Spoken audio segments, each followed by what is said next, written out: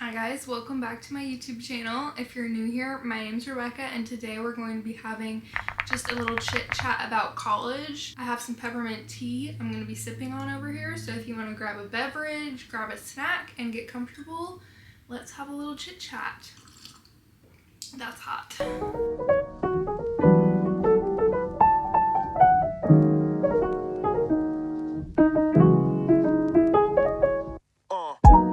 So if you don't follow me on TikTok, first of all, you should.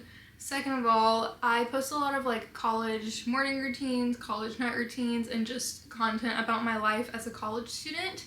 And I get a lot of followers asking me questions about either my experience in college or just some advice they want about going to college. So I thought I would just take this opportunity to spend a good 30 minutes just talking about all of that.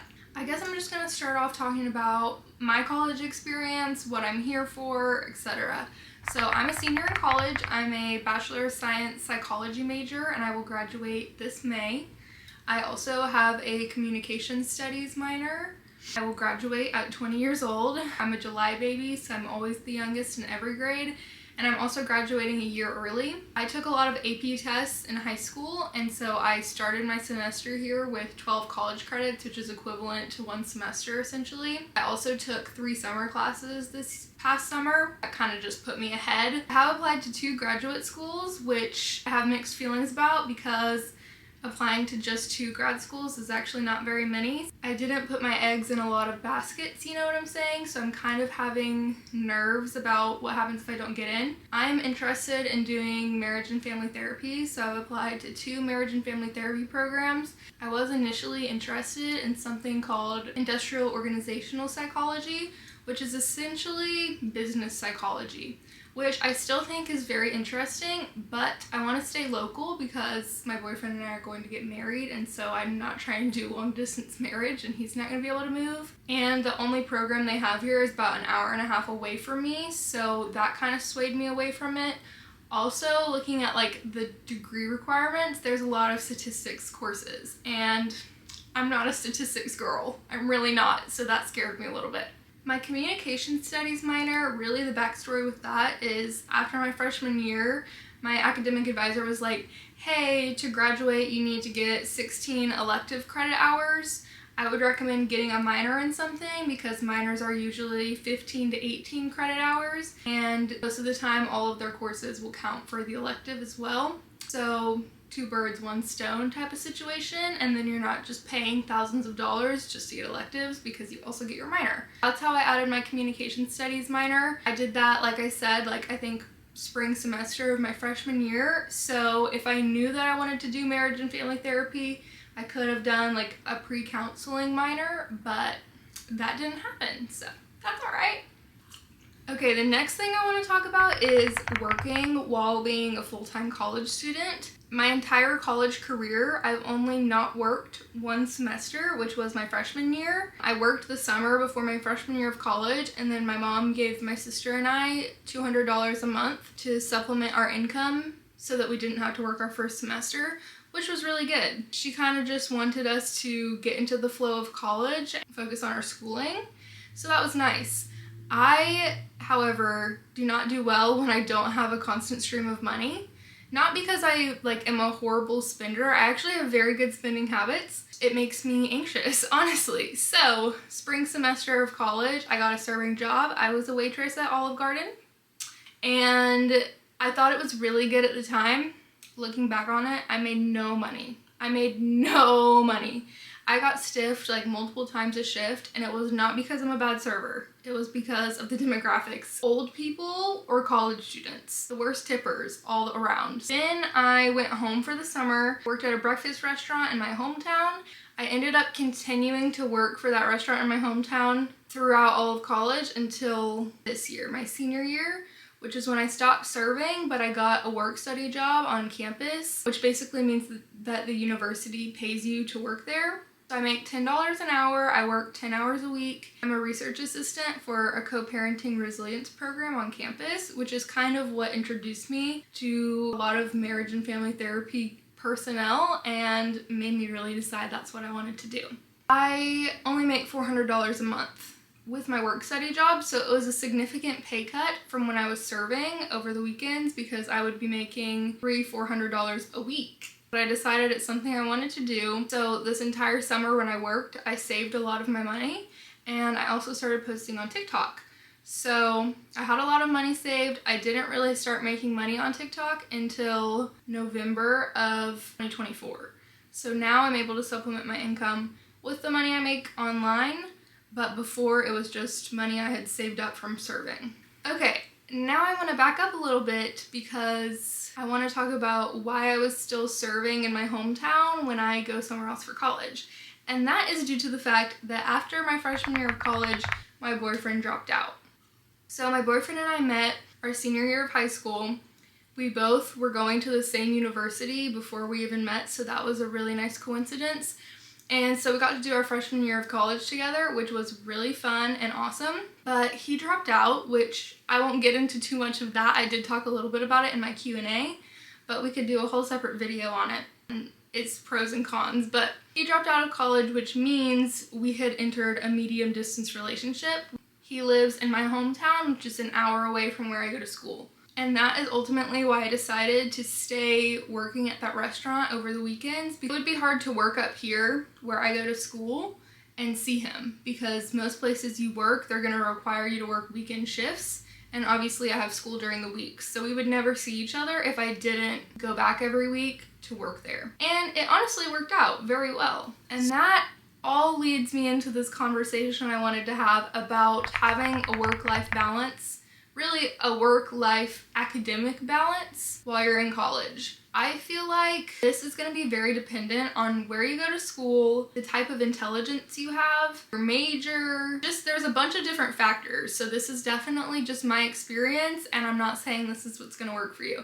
But I've always been the type of person where I pick schedules and careers, like everything I pick revolves around me, if that makes sense. I don't know how to explain this. I choose to do things that suit me and my needs, which I don't know if is actually a pro, and I don't really know how to articulate what I'm explaining. For example, my sister is a nursing major. She's gonna be an amazing nurse. She's gonna be great. Nursing school is hard. Like, yes, you graduate in 4 years with a degree and you're always gonna be marketable and there's always gonna be a job for you, but nursing school is gonna take years off your life. Like, that's a challenge. Also, when you first become a nurse, you have to work night shifts. You have to work overnights. There are things I would love about nursing, but having to work overnight shifts and also the stress of that type of schooling is not suited to my needs, so I wouldn't pursue that, if that makes sense. I originally thought I wanted to be a business major, looked at the degree sheets, didn't want to have to take finance, didn't want to have to take accounting.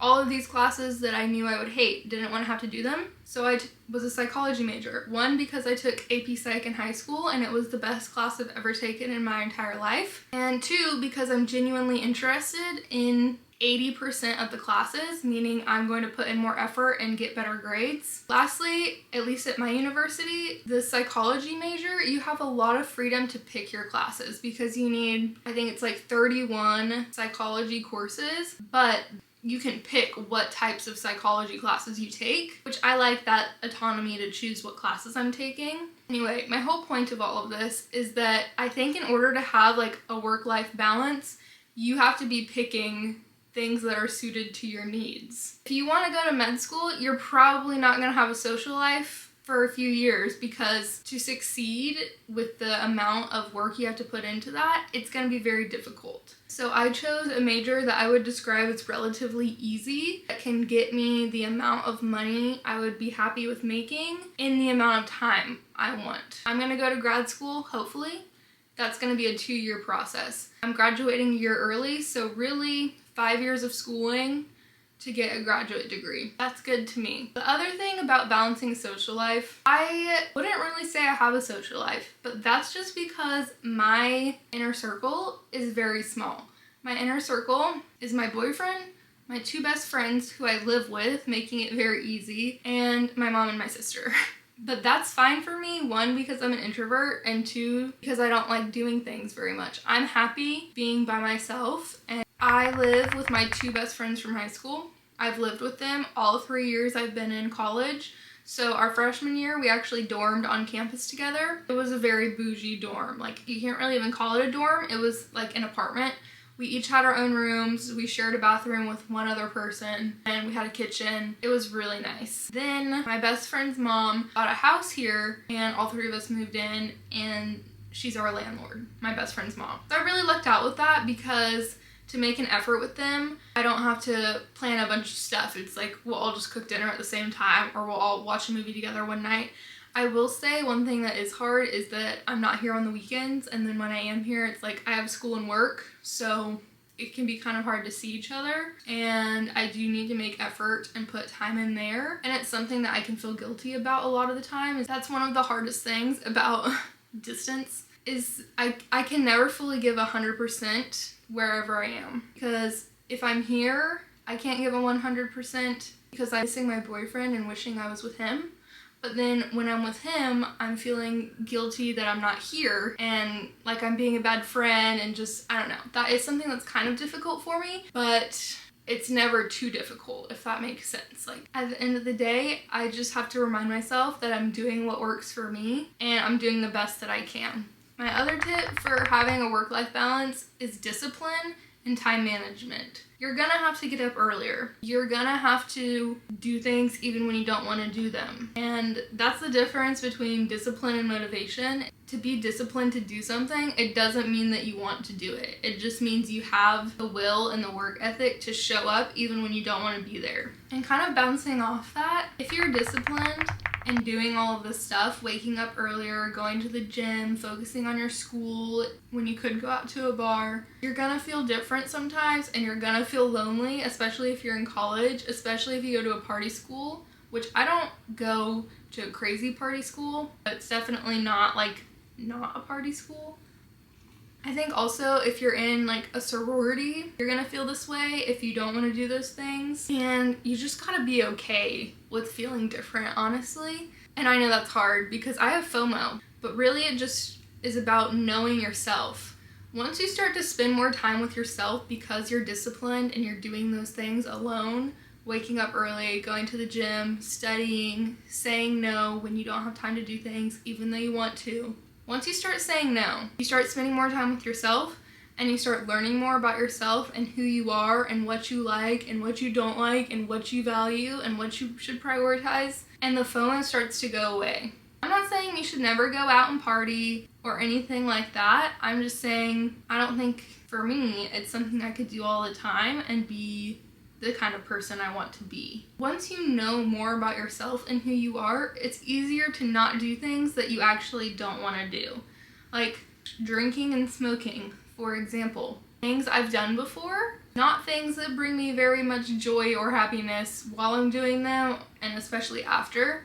And now that I know that about myself, it's a lot easier to not have FOMO when I'm in a group of people who want to do that, and I don't. I can still go and have fun without doing it, but I also don't feel tempted to do it while I'm there. And I can make a whole nother video about this too, so I'll try to keep it brief. With smoking, for example, never something that I've done super consistently, but obviously I'm not gonna not be honest. I have done it, and it makes me paranoid and it makes me anxious. I used to know that, and I would still do it when people wanted to, because I don't know, I thought maybe that time it would be different and I didn't want to not have fun, all these things. And then I always felt anxious, I always felt paranoid, I slept like crap, I had crazy vivid dreams. One of my New Year's resolutions for this year is to not smoke at all, which I don't think is going to be a challenge or anything. I will update you guys with any differences I notice. And I really did not smoke very much. I probably smoked 8 times total last year, which is less than once a month as a college student. But it does not bring me joy.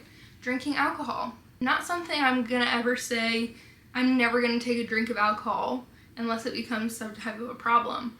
But when I consume enough alcohol to make me drunk, you guys, I cannot metabolize alcohol. I genuinely cannot metabolize alcohol. I get the world's worst hangovers, and it's like a 3-day affair for one night of drinking. I hate reflecting on the night before The anxiety is just so not worth it. There's nothing better than waking up from a party or like a night out and not being hungover and just like waking up early and being able to go about your day.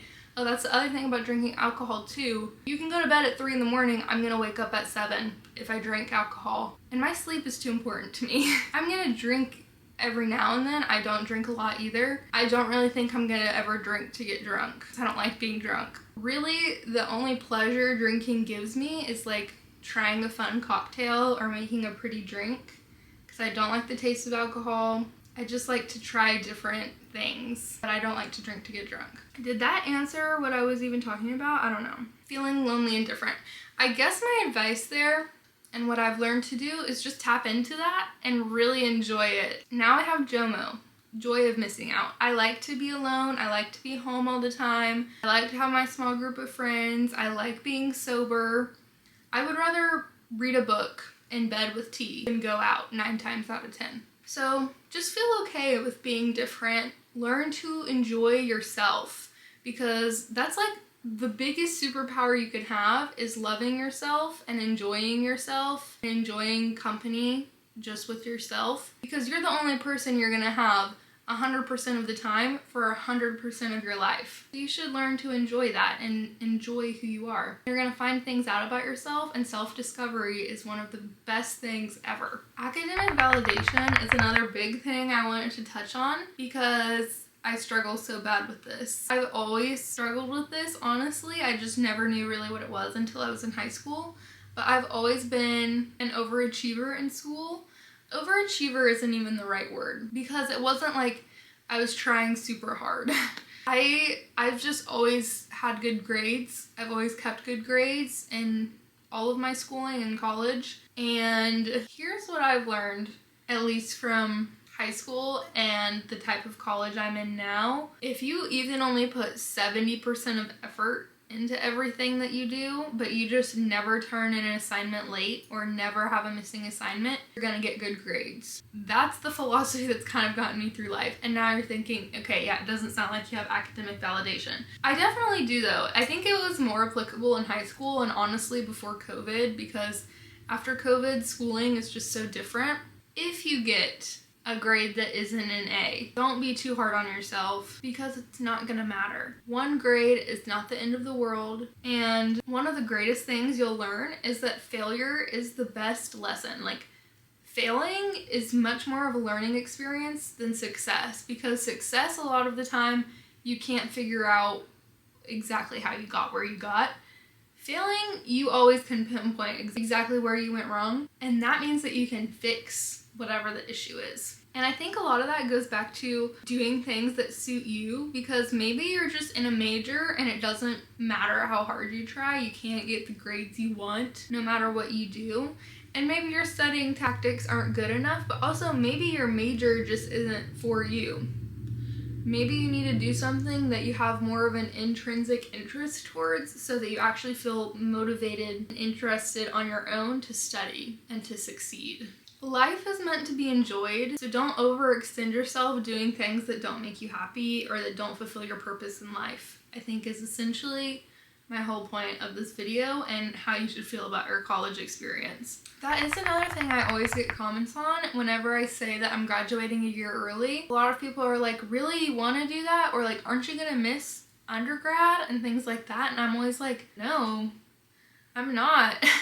And I think maybe that's just my temperament, because I felt that way my whole life. Like, I would never want to go back and relive my high school life. And I wouldn't not want to. Like, I loved my high school experience, but I never want to go back in time and do that. Same with college. Like, I don't really want to relive my college life, not because it was bad, just because I'm always ready for the next thing. Not that I can't enjoy the moment. I feel like I'm a good middle ground, not to like toot my own horn, but I'm never too stuck in the past or too focused on the future. I have my goals in mind, which keep me wanting to push forward and not stay stuck in the past, but I'm not so focused on the future that I can't find any enjoyment in the present moment, if that makes sense. So no, I don't have regrets about graduating early. I don't think I'm gonna miss it that much. There are aspects I'm gonna miss. I'm gonna miss living in this house with my 2 best friends. That's something I'll never do again in my life. But on the flip side of that, I'll get to live with the love of my life, which I'll